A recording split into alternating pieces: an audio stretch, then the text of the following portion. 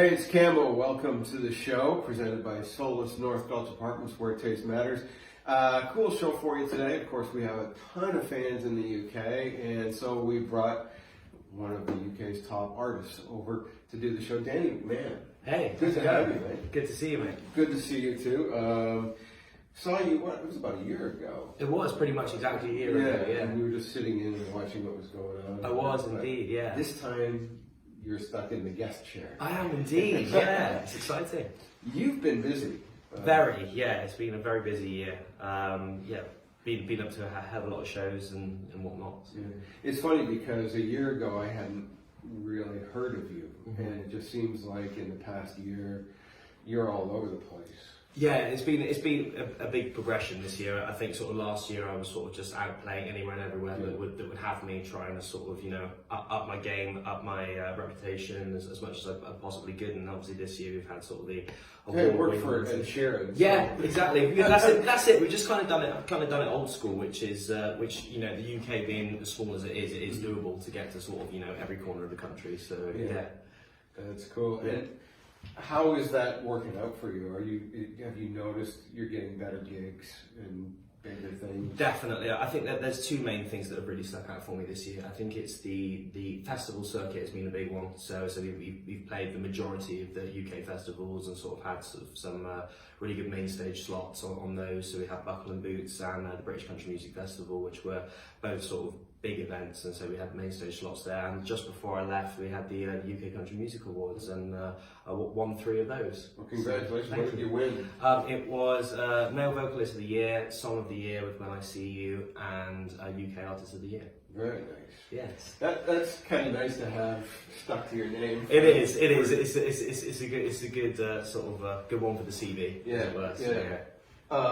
You also played Millport, didn't you? I did play Millport, yeah. It was the first time I played in Scotland as a country artist, so it was that was a great experience. Obviously, Gavin there's an absolutely lovely guy, and the way that it's run was so efficient. They treated us so well, and the Scottish crowd are crazy to say the least. Yeah.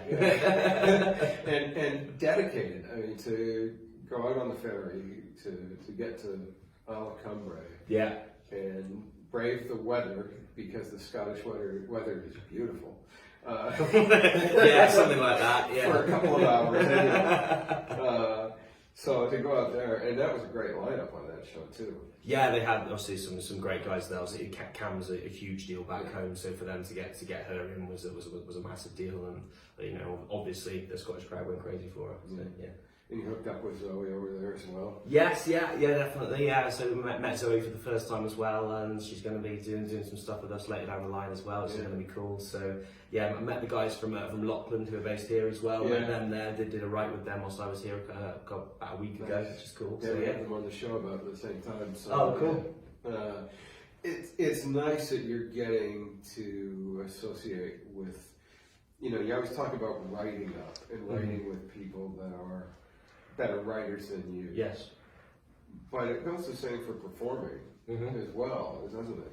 100%. I think that's one of the main reasons, if not the main reason, why I love coming out here so much, is because you're consistently surrounded by that incredible standard and incredible quality on such a consistent basis as far as writing and performing is concerned. I watched Lachlan play the other night before I went on, and I was blown away by the dynamic in their set, because I never got to see them at Millport because we were driving up on our 10-hour drive, so we didn't quite catch them.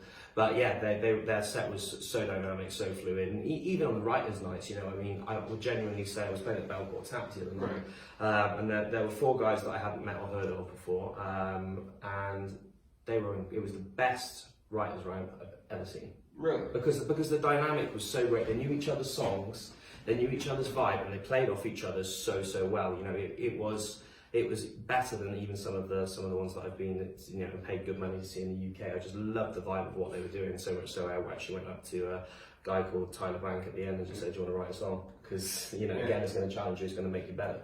Yeah. Now, what's the difference between? I mean, obviously the industry is smaller in the UK. Yes.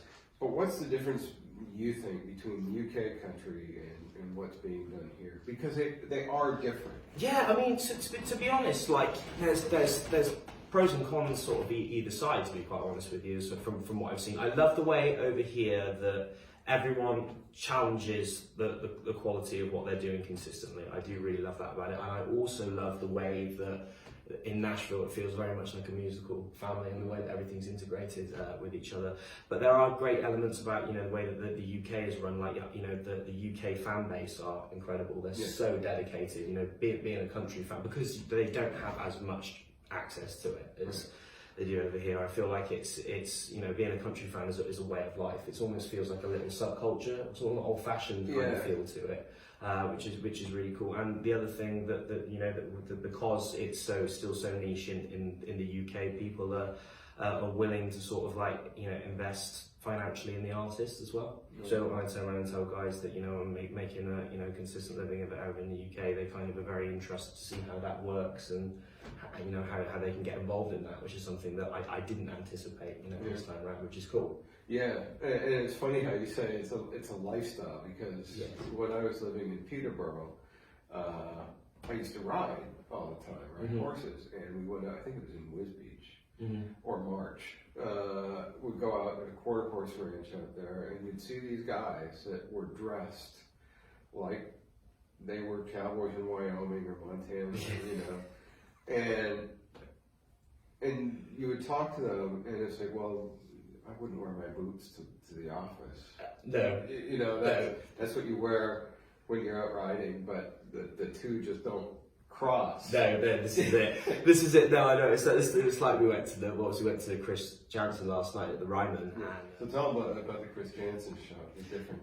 Yeah, so we were there last night, and you know, at home, you know, we have like obviously C2C Festival and Buckle and Boots, and you turn up there and everyone is in their cowboy attire, you know, hats, boots, you name it. They're sort of like, you know, fresh out of the Wild West. Whereas obviously here, everyone's wearing ball caps and jeans.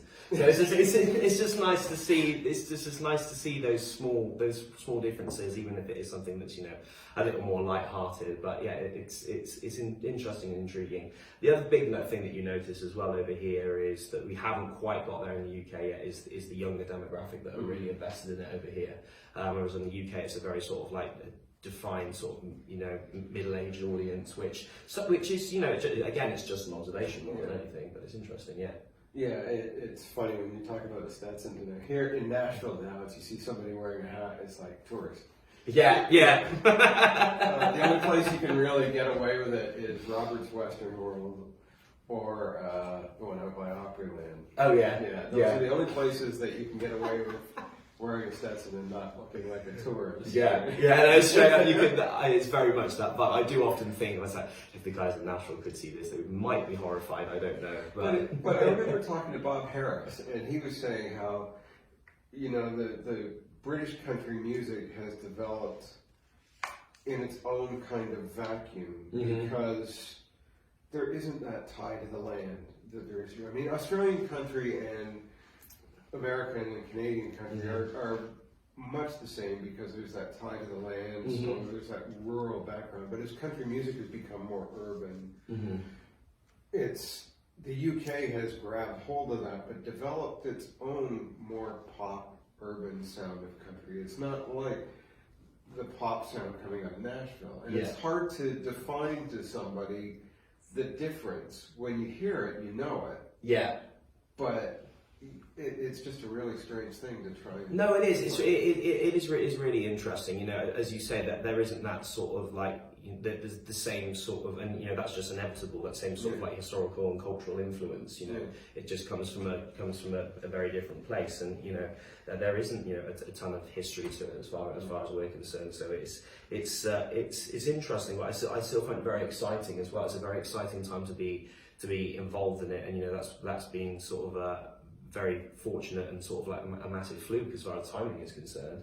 But you know, it is something that's very, very exciting to see. That even the time that I've been doing it, you know, which is 2 years, I've seen the quality, the standard, and the way that, you know, the audience invests in it grow massively in that time, and which is great. And hopefully the trajectory is only going to go up. Nice.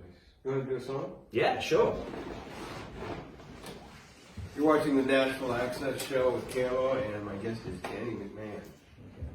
This is a song from my latest record called Boys Cry Too.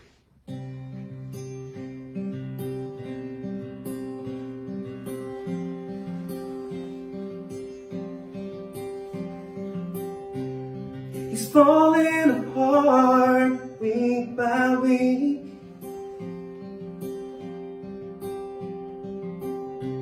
He can't find the part where he should speak.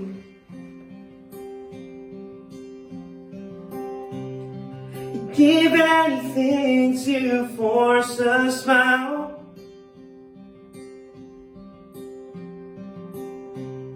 And boys will be boys, just isn't his style.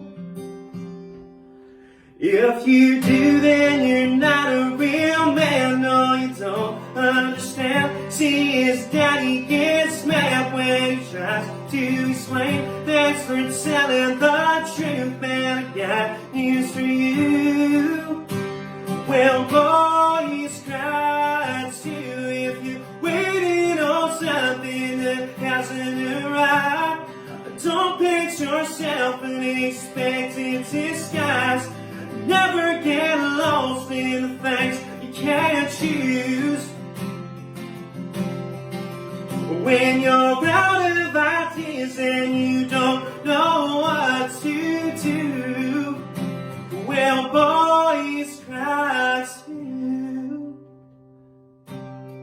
Don't suck it up, don't play it cool. I've been there, done that. It's the worst thing you can do. If you do, then you're not a real man. No, you don't understand. See, his daddy gets mad when he tries to explain. Thanks for telling the truth, man, I got news for you. Well, boys cry too if you're waiting on something that hasn't arrived. Don't pinch yourself and expect it to disguise. Never get lost in things you can't choose. When you're out of ideas and you don't know what to do, well, boys cry. It's been a bad day, so let them fall. Just let them fall, let them fall. Don't be ashamed, just be who you are. Just let them fall, let them fall. If you do, then you're not a real man. No, you don't understand. If you're waiting on something that hasn't arrived, don't pinch yourself and expect it to disguise. Never get lost in the things you can't choose. When you're out of ideas and you don't know what to do. When you're out of ideas and you don't know what to do. Well, boys cry too. Great song. Thank you, man. Way better than Dry Your Eyes, Mate. Oh, cheers. Oh, that's cool. I like that. I like that. That's still kicking around. I love that back in the day. I thought that'd make you laugh. The song itself makes you laugh. Yeah, absolutely. Is there a struggle to, because there is no country music chart like there is here in the UK. There are a bunch of different little ones, but nothing that's a Billboard country chart Yeah. in the UK. Yeah. Is the goal then to get to chart on the pop charts, or does it even matter to you? It does. It matters to me because it's kind of what you were talking about before. It gives me that sort of indication as to how well we're moving forward and how many more people sort of. So for me, in terms of charting, obviously you kind of can only deal with what's put in front of you. So I tend to the one that sort of tends to give you this sort of a nod in the right direction, let's say, is the iTunes chart over there. So if you charted well in the iTunes chart, so say my single from current record went to #1 in the iTunes country chart, and then the EP went to #2. That kind of gives you just, you know, as I say, it is like a CV builder almost in a way. You know, it's obviously it's not going to give you anywhere near the sort of like commercial recognition that, you know, that the Billboard charts are going to give you over here. Airplay charts. Yeah. You know, as I say, so sort of like, I know obviously in country music over here, everything is about the airplay charts and making sure you get played on those radio stations, and you know, obviously that's going to give you the best indication possible. So yeah, I guess that sort of like that's the best way that you can move forward and sort of just have some kind of indicator as to how you're performing on radio and how frequently you're getting played on radio, which is doable. You know, as I say, it's a lot more doable there than here. I mean, it's a huge bottomless pit. Yeah. Trying for an indie artist trying to get airplay on independent on radio stations. Yeah. It's you can, you know, how much money do you spend? Well, how long is a piece of string? But there, it's a much more defined area. You know, this is it. You know, obviously because the audiences, you know, are that much smaller. You know, you can get, you know, really good radio play just off your own back by emailing the right people. You know, back home. Obviously, you know, the audiences aren't going to be as vast, but it still gets people listening to your music, you know, all over the world as far as internet radio is concerned. So it's, again, for me, it's always just a case of sort of like utilising the best tools that you have at any one given time, and you know, using those to the best of your ability, I guess. That's one thing I found living there too. Is internet radio is treated as a much more legitimate source than it is here. For sure, that's really interesting. Yeah. You know, here people kind of, it's just internet radio. But over there, that's how people are finding music. Yeah, you know, as I say, I've had plenty of people, you know, particularly from the stations, you know, we get played on the internet radios quite a lot over here and in Canada.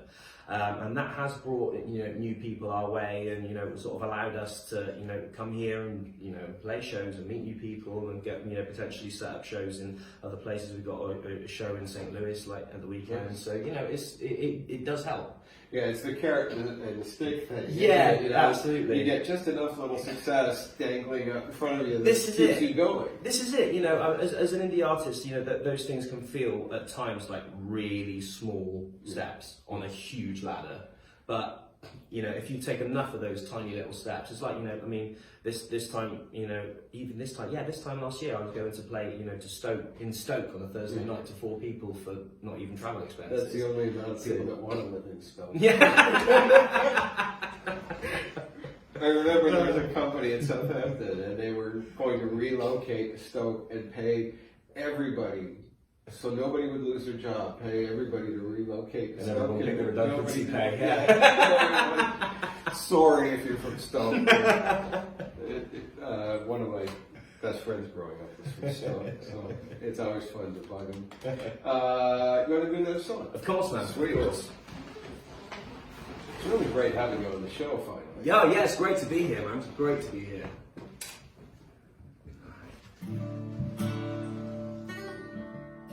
Alright, so this is one that I wrote when I was here last year in Nashville with a guy called Billy Smiley. So this is a song called Everything.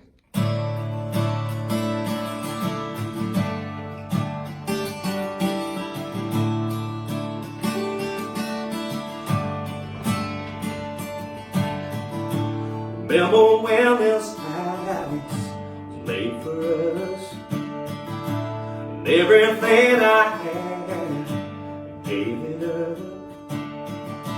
I got your tattoo on my shoulder, but every day the green grew colder. I could tell you loved me a little less. I can't fight it, but that don't mean that I like it. I can't fight your moving on the surroundings.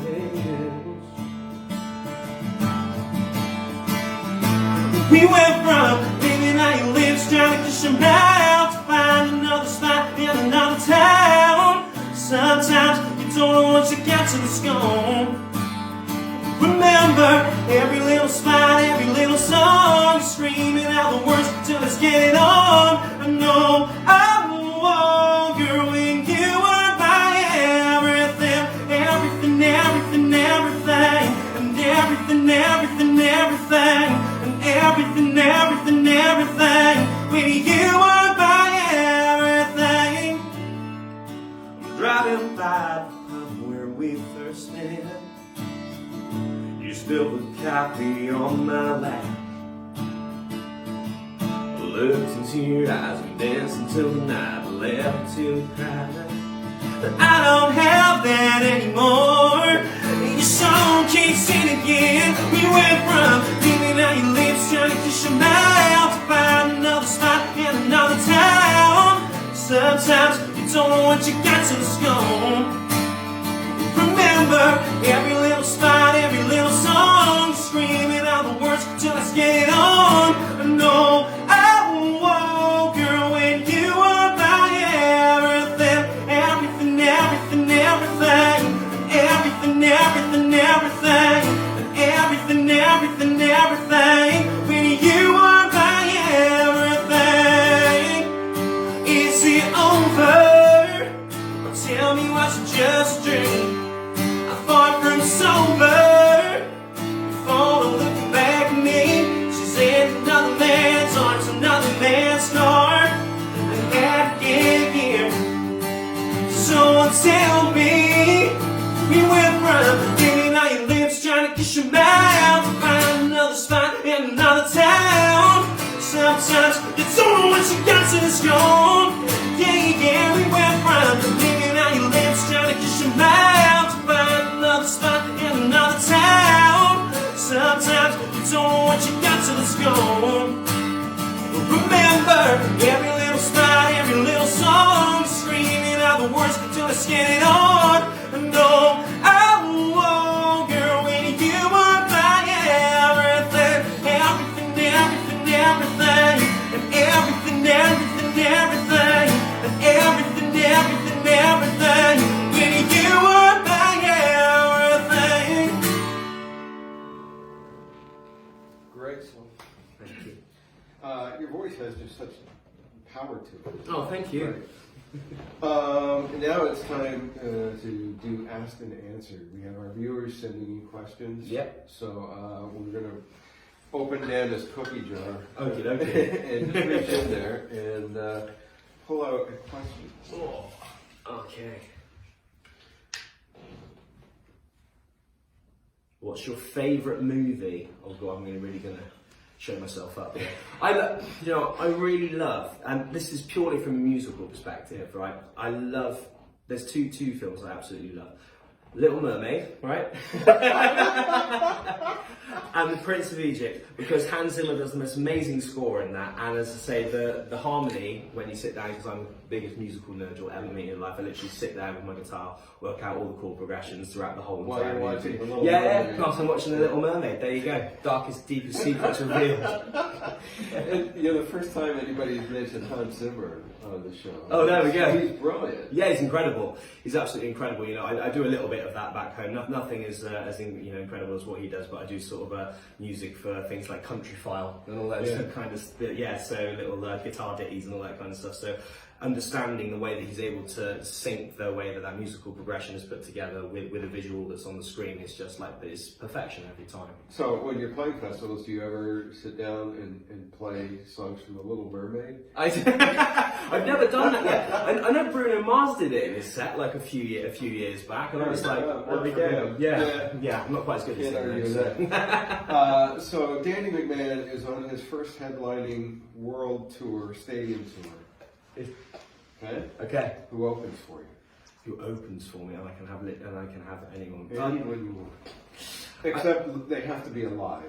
They have to be alive. I mean, it's a tough one for me because I see so many sort of I produce as well, so I get to work with a lot of sort of developing artists as well. But I mean, in terms of guys that I absolutely aspire to be like or be as good as, I mean, my two biggest musical heroes are, well, I'd say three, Keith Urban, Sam Hunt, and Rascal Flatts, right? Trying to break it down into one of those, all for different reasons, but if I had to break it down to one of those, it probably would be Keith Urban. Reason being, as far as, so again, being a producer, I self-produce all my stuff, so I sit down and I analyse every little thing that goes into it in terms of the music, and I love the way that he basically has a look at his production every time he goes in.